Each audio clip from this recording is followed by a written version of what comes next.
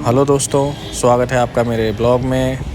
कैसे हो आप लोग? तो आज हम जा रहे हैं महाकुंभ का स्नान करने, और क्योंकि ट्रेन में टिकट नहीं है तो बस से जा रहे हैं। और ये है वो बस जिसमें हम जा रहे हैं। और ये मैं 14 तारीख को निकला था, 14 फरवरी को। लोग वैलेंटाइन डे मनाते हैं, लेकिन हम कुंभ स्नान करने जा रहे हैं। दिन में ऐसी गर्मी लगेगी इसलिए पूरी भैया। इस बस में हम लोग बैठ के सबसे पहले बस मोटेश्वर महादेव मंदिर पहुंची काशीपुर में। यहाँ चैती मंदिर है, यहाँ दोनों जगह के दर्शन किए और इसके बाद हमने प्रस्थान कर दिया अपने गंतव्य यानी कि प्रयागराज के लिए। जय हो मोटेश्वर महादेव। और ये सामने आपको दिख रहा है वो चैती मंदिर है, यहाँ का मेला भी लगेगा भविष्य में। बस निकल चुकी थी और ये शाम का वक्त हो रहा था, लगभग 6 साढ़े 6 बजे। तो आप देख सकते हैं डूबते हुए सूर्य का व्यू कितना अच्छा आ रहा है। इसके बाद बस निकल चुकी थी, ढाबे पर रुकी इसके बाद बस। और जहाँ हमने थोड़ा फ्रेशनेस के लिए बस में बैठे बैठे बोर हुए तो चाय पीने का डिसाइड किया सभी सवारियों ने, क्योंकि खाने का टाइम तो नहीं हुआ था, लगभग 7 साढ़े 7 बजे के समय। तो फिर हमने यहाँ पे चाय की चुस्की का आनंद लिया। और सीधी बात है, जब कभी सफ़र में जाते हो और अगर कुल्हड़ वाली चाय पीने का मौका मिले तो कौन नहीं पिएगा। तो इसलिए हमने कुल्हड़ वाली चाय पी। और इसके बाद बस चल दी, और इसके बाद फिर थोड़ी देर बस में सफ़र किया। इसके बाद 11 बजे हम लोग खाना खाने के लिए रुके, ये लखनऊ के आसपास श्रीपाल रेस्टोरेंट में, जहाँ ये बोर्ड लगा हुआ था। और मुझे लगता है काफ़ी फेमस था, बहुत सारी बसें खड़ी थी। और यहाँ हम लोगों ने अपना अपना जो घर से लंच लाए थे वो निकाला, जो पैक किया हुआ था घर से। और इसके अलावा यहाँ भी हमने दाल मखनी ऑर्डर कर दी थी, जो कि थोड़ी देर में आने वाली थी। तब तक हम लोगों ने टिफ़िन अपना खोल के और उसको खाने लगे। और उसको खाने के बाद यहाँ चल दिए अगली मंजिल के लिए। फिर रात को 3:30 बजे बस रुकी चाय पीने के लिए। हम लोग रायबरेली में रुके, बस रायबरेली पहुँच चुकी थी। तो यहाँ हमने फिर से चाय वगैरह पी, क्योंकि काफ़ी लंबा सफ़र था। यहाँ पे चाय पी के हम लोग आगे के लिए निकल दिए। और इसके बाद हम लोग सो गए। सुबह का व्यू ये देखिए, सुबह की किरण हो रही है, सुबह की जो सूर्य आपको दिख रहा है। और लगभग हम लोग प्रयागराज पहुँच चुके थे। यहाँ से प्रयागराज की दूरी मात्र 7 से 8 किलोमीटर थी। इसके बाद जब प्रयागराज में एंट्री हुई तो बहुत भीषण जाम मिला हमें, ये आप देख सकते हैं। और हर जगह की कार थी इसमें। मेरे ख्याल से ज़्यादातर जो जाम है वो इन कारों की वजह से हो रहे हैं, क्यों लोग जो नंबर ऑफ़ व्हीकल्स आप देख सकते हैं कितने ज़्यादा है। इसके बाद हम यहाँ जो बस स्टैंड बनाया गया है वहाँ पहुँच गए, जो शहर से बाहर बनाया हुआ है। और यहाँ से क्योंकि बसों में सवारी जा रही थी तो बसें जाम के कारण मूव ही नहीं कर पा रही थी, इसलिए हम लोगों ने डिसाइड किया कि पैदल चलना ज़्यादा अच्छा है। गवर्नमेंट ने इलेक्ट्रिक बस चला रखी हैं, लेकिन जाम की वजह से वो आगे नहीं बढ़ पा रही थी। इसके बाद हम फाफामऊ पुल होते हुए निकल पड़े अपने मंजिल की ओर। फाफामऊ पुल हम लोगों ने पार किया। ये देखिए साइड में रेलवे का पुल है। इसके बाद हमें ई रिक्शा मिल गया, जिसने हमें 5-6 किलोमीटर, क्योंकि इन्हें रूट पता था, लोकल के भैया थे, तो उन्होंने खाली रूट से अपना हम लोगों को छोड़ने के लिए राज़ी हो गए।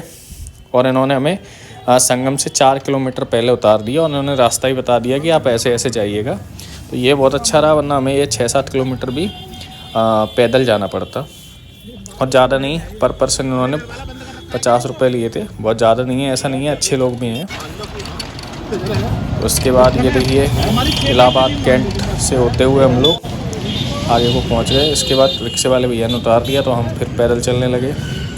और गर्मी बहुत हो रही थी यहाँ पे, और उसी हिसाब से देखिए हम लोग काफ़ी थक चुके थे, तो थोड़ा बहुत आराम कर लेते थे, फिर चलने लगते थे। लेकिन वाकई में एक तो मौसम गर्म था उधर प्रयागराज की साइड, और दूसरे इतनी भीड़ थी तो उसका असर था। इसके बाद हम लोग पहुंच गए बड़े हनुमान मंदिर। यहाँ से 2 किलोमीटर था, संगम भी पास में ही था। तो यहाँ से हम लोग निरंतर चलते आ रहे थे। और प्रयागराज में कहीं भी ऐसा नहीं लगा कि भीड़ ना हो, हर जगह भीड़ थी। और इसके बाद हम लोग पहले द्वार पर पहुँचे, यानी कि ये द्वार बना हुआ है प्रयागराज महाकुंभ 2025।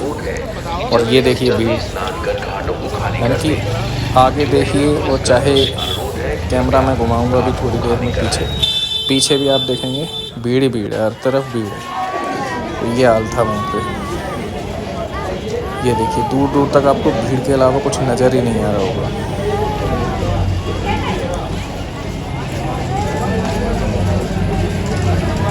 इसके बाद हम लोग ये द्वार पे पहुँचे, कच्छप द्वार, यानी कि यहाँ द्वारों को नाम दे रखा है।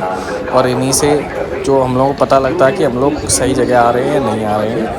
तो सबसे पहले कच्छप द्वार पे आए। कच्छप द्वार पे इसके बाद और आगे बढ़े। ये यहाँ से सारी भीड़ क्योंकि अलग अलग रास्तों से आते हुए इकट्ठी हो रही, तो यहाँ से आप देखिए कितनी अधिक भीड़ है पूरे क्षेत्र में।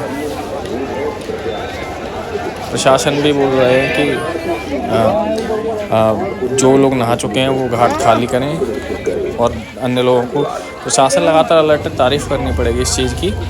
और पुलिस प्रशासन हो चाहे हर चाहे व्यवस्था की गई है, थोड़ा लोगों को भी सहयोग करना पड़ेगा। स्नानार्थियों से अनुरोध है कि जल्दी से जल्दी स्नान कर घाटों को खाली कर दें। ड्यूटीरत पुलिसकर्मियों से अनुरोध है, ये देखिए भीड़, घाटों को खाली कराएं, स्नानार्थियों की निकासी कराएं और उन्हें। मैंने ज़िंदगी में पहली बार इतनी भीड़ देखी थी। मैंने कभी इतनी भीड़ सामने से नहीं देखी, लाइफ टाइम मेरा एक्सपीरियंस था। और मैं अपने आप को, ये देखिए नागा साधु जो है अपने कार पर बैठ के नृत्य कर रहे थे। ये फाइनली हम पहुंच गए संगम द्वार। यहाँ पे हमने थोड़ा आराम किया, अपने कपड़े वपड़े जो हम लाए थे पूरे अरेंजमेंट की घाट पे जाके, जिससे बार बार बॉदर ना होना पड़े, तो हम अपने कपड़े अरेंज करके घाट की तरफ चल दिए। और हमने डिसाइड करा कि हम सात आठ लोग एक साथ थे, तीन करके हम लोग 3 या 4 करके नहाने जाएंगे। इसके बाद हम लोग एक घाट के पास आ गए, और मुझे तो डर बहुत लग रहा था, इतनी भीड़ मैंने ज़िंदगी में पहली बार इतनी भीड़ में जाकर। और क्योंकि मौनी अमावस पे घटना भी हो चुकी थी, तो मन में तो डर था कि भाई कैसे कुछ ना हो जाए। और ये भीड़, जहाँ तक देखो सिर ही सिर नज़र आ रहे थे, जहाँ तक देखिए आप सिर ही सिर नज़र आ रहे थे। और ये भी एक नज़ारा होगा, पक्षी उड़ते हैं, तो वो नज़ारा बहुत अच्छा लगता है। ये देखिए ये कुछ अलग ही था, नीचे मनुष्य, ऊपर और पक्षी उड़ रहे हैं। इसके बाद बस एक एक करके सब लोग गंगा में डुबकी लगाने लगे।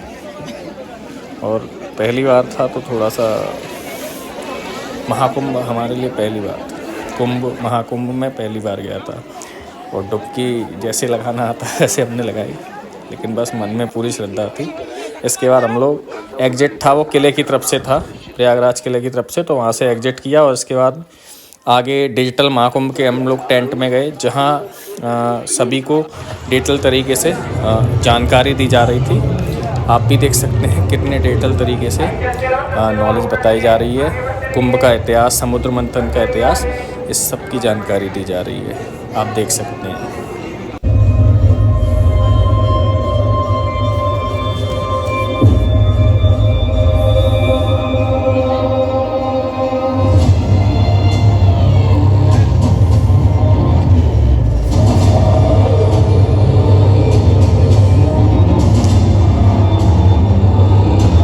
शिव जी की मूर्ति बहुत विराट रूप में लगाई गई थी, बहुत ही मनमोहक लग रही थी। इसके बाद हमें आगे 10-10 मिनट के सोते तो समुद्र मंथन का इतिहास बताने के लिए नेक्स्ट हॉल में ले गए।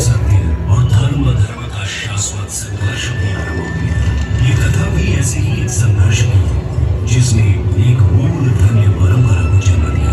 एक दिवस पृथ्वी पर विचरण करते समय महर्षि दुर्वासा को एक दिव्य पुष्पमाला प्राप्त हुई। सुवासित माला को देव योग्य जान वे उसे स्वर्गाधिपति इंद्र के पास ले गए।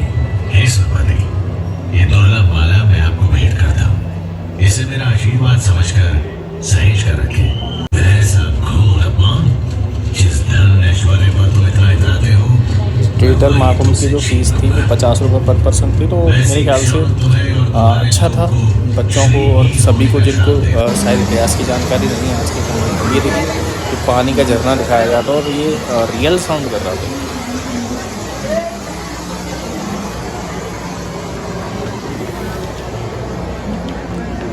इसके आगे ये देखिए 3D जो बिल्कुल रियल लग रहा है।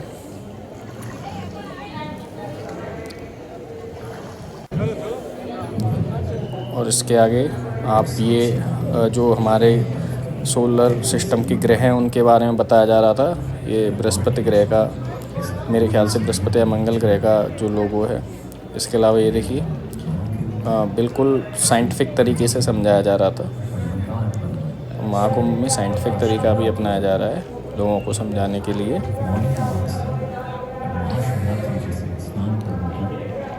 इसके बाद ये जो लगभग 15-20 मिनट का शो था, इसके बाद हम निकल दिए अपने बस अड्डे की तरफ, जिस बस से हम गए थे वो खड़ी हुई थी। और देखिए सिर ही सिर नज़र आ रहे थे, मतलब गजब की भीड़ थी। भीड़ भले ही थी लेकिन आत्मविश्वास पूरा था। और कुंभ में स्नान करने का अपना अलग ही एहसास है, क्योंकि अगर आस्था है तो कोई परेशानी नहीं है। परेशान वही होंगे जो टूरिस्ट होंगे, श्रद्धालु कहीं पे भी कभी परेशान नहीं होता है, क्योंकि अगर श्रद्धा होती है ना तो कोई कहीं पे भी परेशान होता ही नहीं है। लेकिन हाँ, गर्मी बहुत थी तो थकावट हो रही थी, लेकिन उसके लिए श्रद्धा में कोई कमी नहीं थी हमारे।